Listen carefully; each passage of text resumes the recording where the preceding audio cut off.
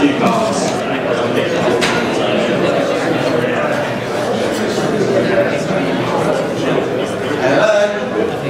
Hello? Yeah, there we go. My name's Adam Russell. I'm the founder and designer of Design Games. Just to give you a bit of background before we get into the important matter of cups of tea. I started out as a QA tester for real-time worlds before becoming the lead game designer at Sochi Games in Birmingham, where I worked on a music festival's management game, which my time of leaving had over 230,000 monthly active users and was attracting around 12,000 new users every day.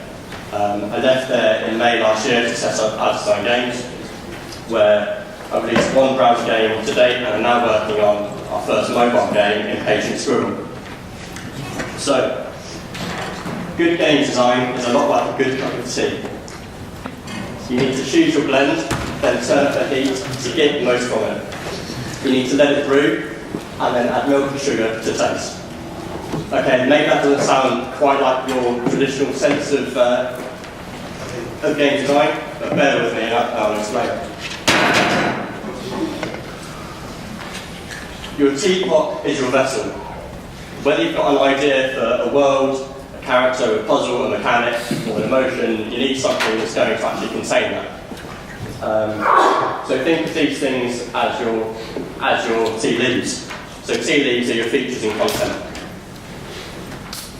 You can't give someone an empty teapot and call that a cup of tea, just like you can't give someone an empty disk or blank file and call that a game. You need something to fill it. So the quality of the game you put out depends greatly on the quality of the content you put in. So, do you go for Tesco value Flatbird loan with our Hong Pao offering its time? Tea loves oxygen. So when you're ready to fill up the kettle, use any fresh water. Reboiling reduces the amount of oxygen in water and can then result in flat and stale tasting tea. Much like rehashing existing games ideas can feel tired and lazy.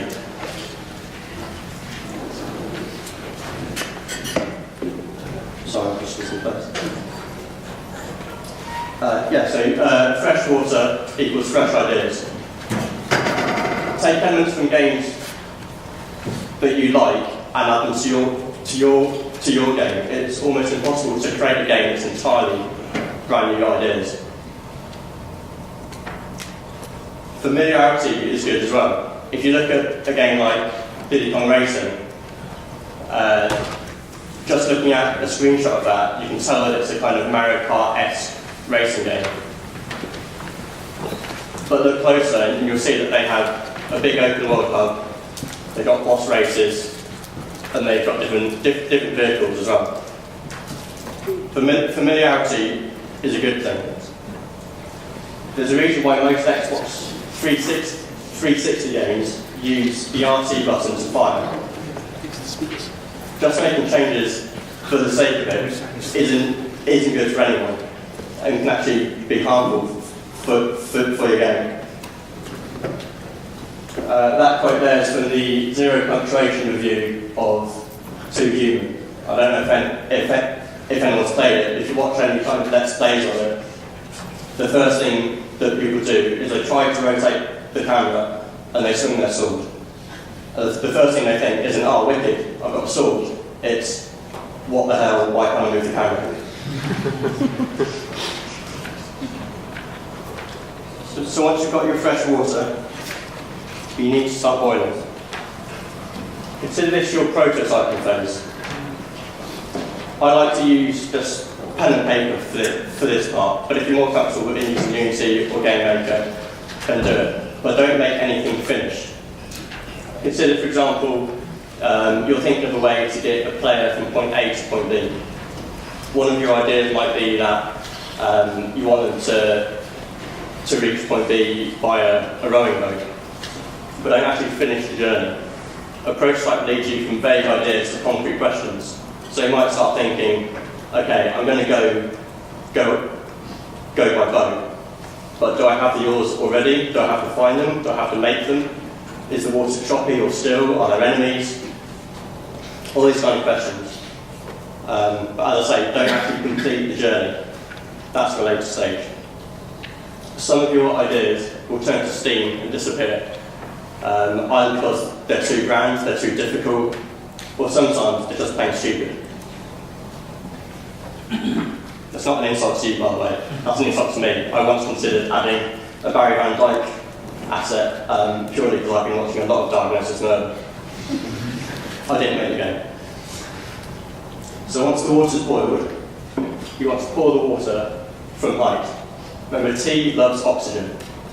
So pouring from height allows you to add more oxygen back into the water. Another way of looking at this is to take a step back from what you've been working on and try and look at it from a player's perspective. Because you've designed this thing, of course you're going to think that it's fantastic, but that's not necessarily the case. If you know people who can look at it and give you constructive feedback, that kind of feedback is invaluable. It's a good idea to know what you want to actually achieve from this. So, if you wanted to make a really upbeat, kind of really technical game, and it's just incredibly simple, you need to go back and make it more appealing for the kind of hardcore player. It works the other way as well. So if you want to make a really simple casual game, and you've got loads of menus and a really complex leveling up system, it might be worth us going back and starting again. Supercell are kind of one of the better known companies for killing off games that aren't doing what they want them to do. In 2012, they cancelled 4 games in various stages, including Battle Buddies, purely because it wasn't monetizing as well as they wanted to, despite the fact that players and critics alike absolutely loved it. That's probably because they were getting a free game and not having to pay anything within it. So you poured your water out, and it's in there with your tea bag or teapot, whichever. It's a good idea at this point to give it a quick stir. It gets the ideas moving, the flavours infusing, and it stops the weird white crud from floating on top. This is kind of a good point to kind of tweak the designs that you've come up with during the prototype phase.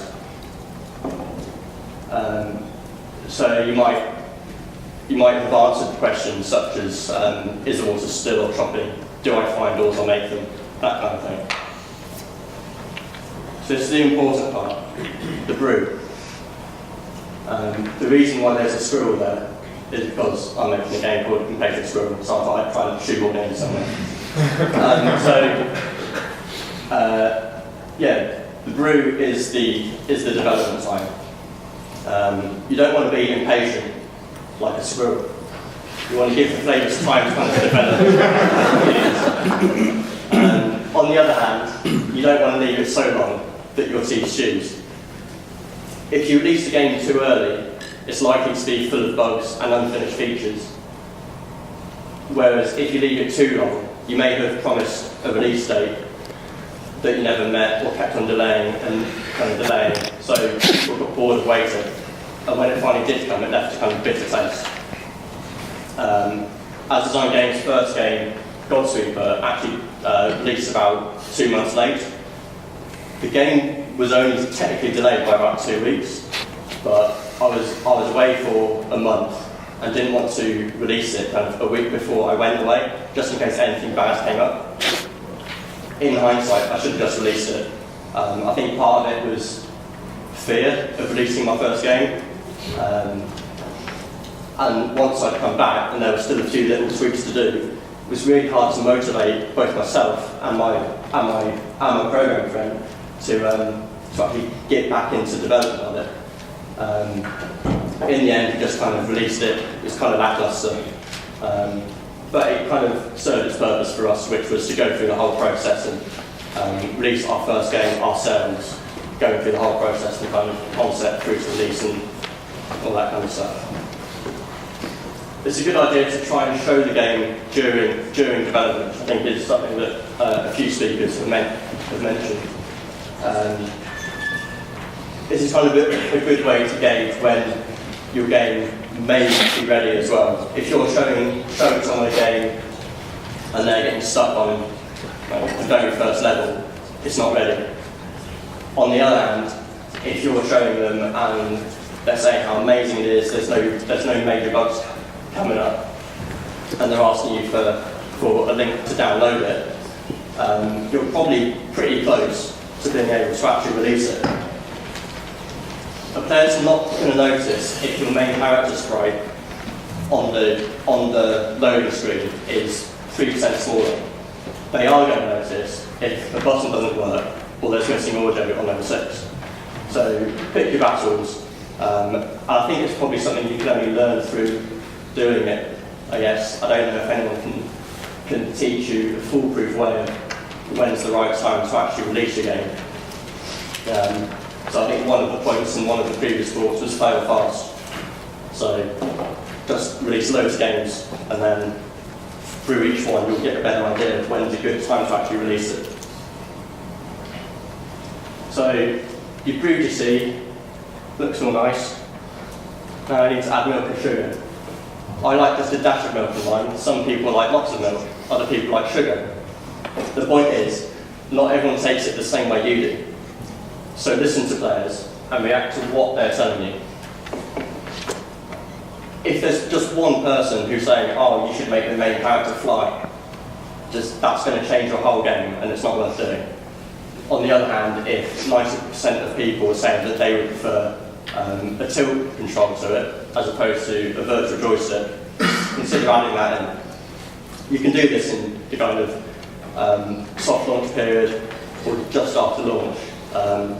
And analytics is such a big part of games design now that you can look at the data and find out exactly what people are doing. I personally love it that I can release a game and see that only 60% of people are finishing the first puzzle.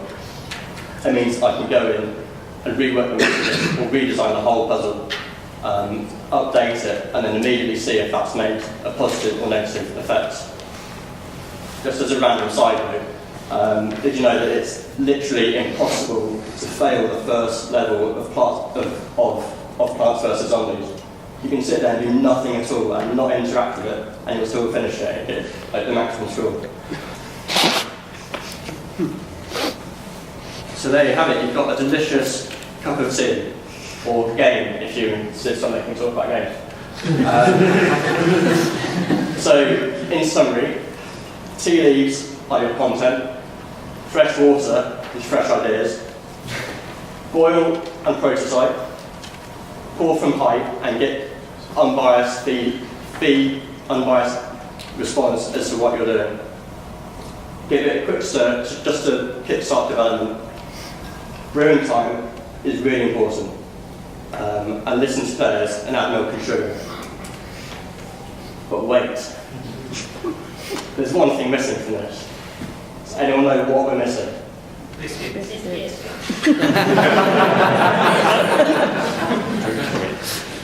And what could biscuits mean in this DLC. concept? So not DLC. The plan was to say players, and then I'd go players represented by biscuits. How you beat it? So thanks for that. There's a Jarvis Cocker quote which I really like. Those who don't know, you should. Jarvis Cocker's losing a poll. He says a song isn't a song until someone hears it. And I think you could say that a game isn't a game until someone plays it.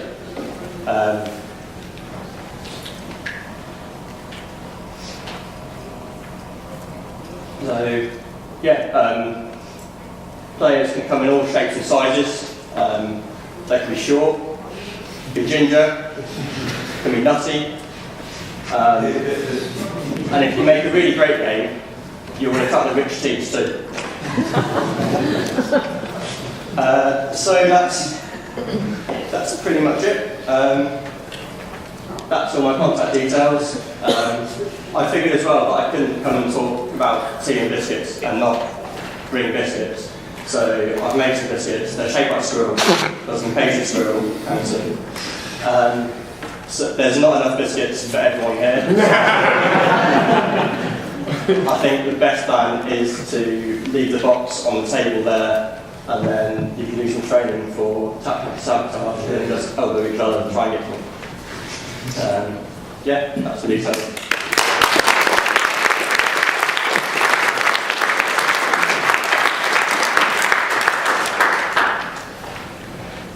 Any questions? Yeah. What's your favourite type of tea? I go for Assam. So on the scale of Tesco Valley Flappy Bird to Dark Off Time, I'd say I'm more of a Twinings Assam Banjo Kazoo. Can you comment on the positive effects of tea on the development process? Yeah, I mean, without tea, I wouldn't be well today. It's helped me through some really tough times. There's been some bug reports that have come in and just rocked me to my core. And I've gone and got a cup of tea, and then I've gone back and I've forgotten about it, so I move on. What are your thoughts on the not before hot water hypothesis? If you put milk in before the water, then you're just a terrible person. There's no hope there. Not that I'm accusing you of anything, did you come up with the tea analogy just for this talk, or have you used it for a while? I've had it brewing.